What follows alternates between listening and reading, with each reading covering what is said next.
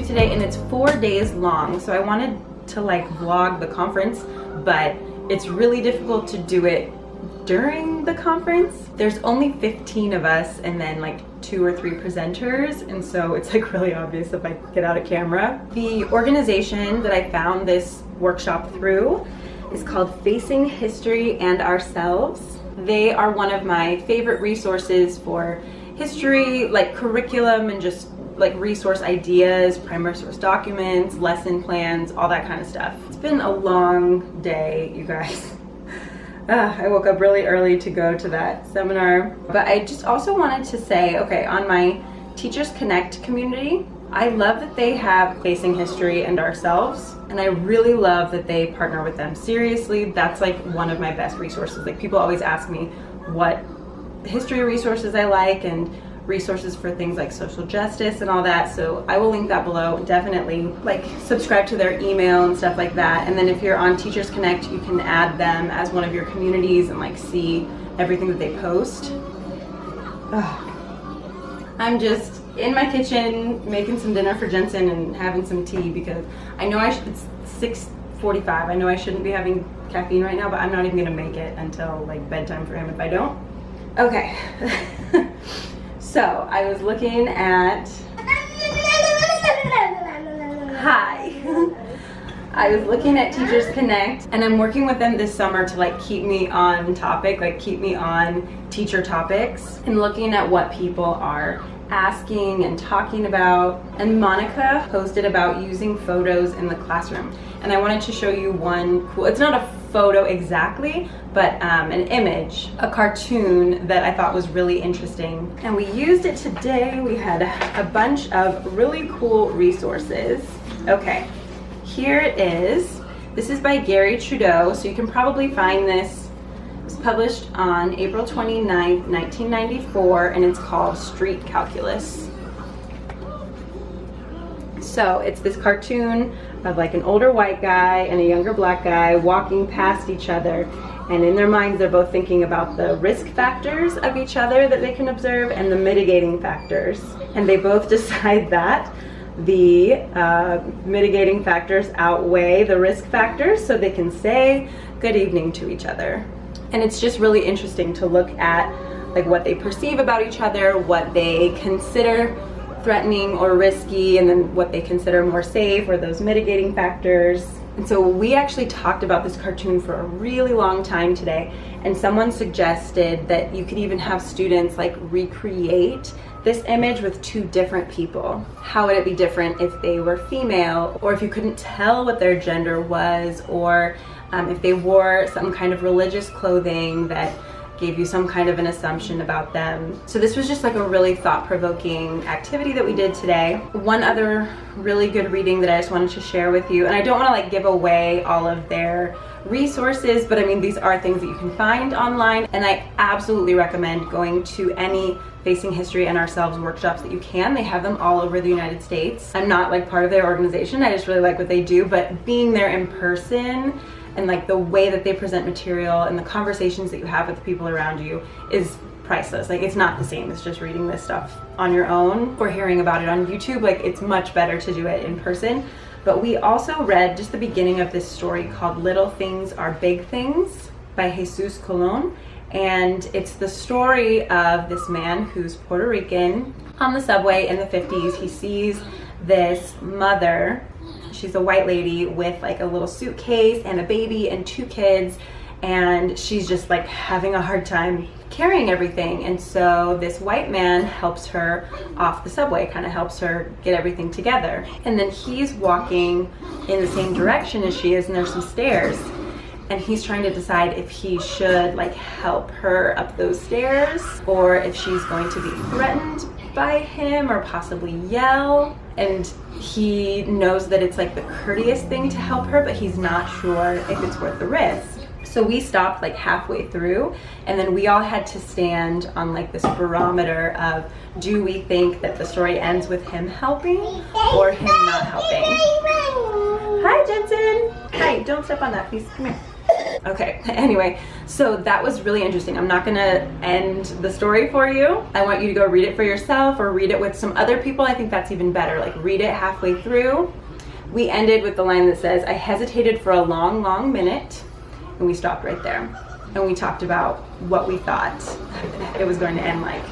And then we did get to read the end. It was really interesting. So those were two really great activities that you could do with adults, you could do with students. Angry Birds? And yeah! Okay. No.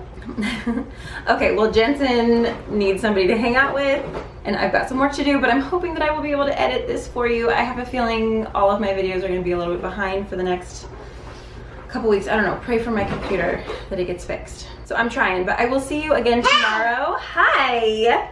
And give you any other good tips that I can. No? We're not going to do that? No? Okay, don't step on my stuff, please. Okay, bye.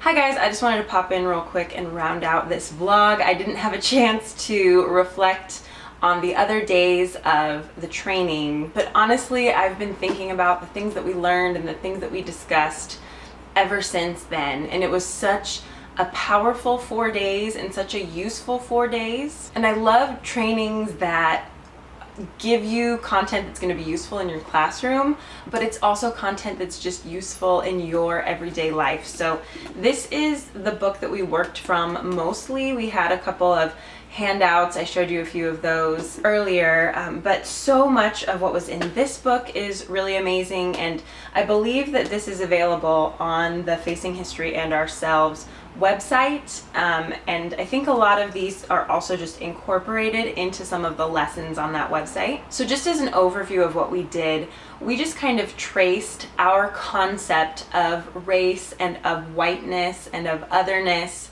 from the beginning of the United States history up until now. And we talked about how Thomas Jefferson was probably one of the first people to ever kind of classify people as black and white versus like Protestant and Catholic. That wasn't really an identity before slavery.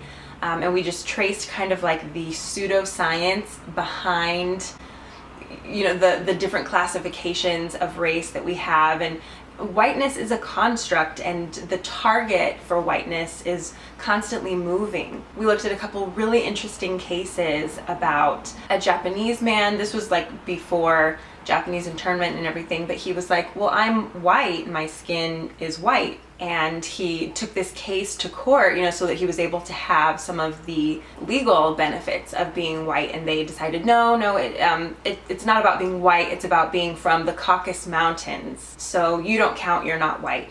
And then this Indian man, who literally was from the Caucasus Mountains, he was like, oh great, so then I'm white. He even argued that because he was from a caste system society, that he understood like the racial hierarchy in the United States, so he should definitely be considered white. And I have more details and the specific names and cases and everything. I think those were actually in some handouts. I think the information is also in here, but I just have so much to draw from and to use in my classroom. Oh, and I always love telling people about this. A lot of this stuff I learned in college because this was like my focus of study. I took a lot of classes that were about race and about history, and so this was, you know, this was my thing in college anyway, but there's always more for me to learn, and I just always think that this is so interesting. So Blumenbach was one of the first scientists to kind of make racial distinctions and to publish papers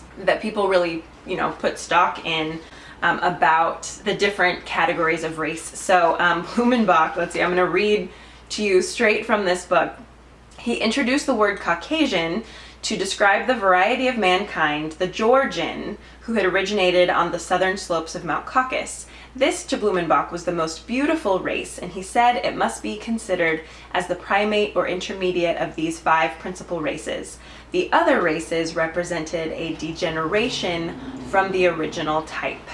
And those other races are Negro, Mongolian, Malay, American Indian, and then Caucasian. So that's what he's using to describe Europeans, but the Caucasus Mountains aren't really in Europe. It's kind of like Armenia area, Georgia, and he just thought that those people were beautiful, so that must be where Europeans come from, so he would have been a big fan of like the Kardashians today. So that's why I never use the word Caucasian, because it's meaningless. Like it's not accurate. It's just a relic of this really unscientific stratification of races. So I never use it. So anyway, I will be talking a lot more about the things that I learned in this course and the ways that I'm incorporating it into my classes as the school year progresses. But I just wanted to let you know that I'm going to be really breaking down like what Facing History and Ourselves is, and how to use their website and how to use their resources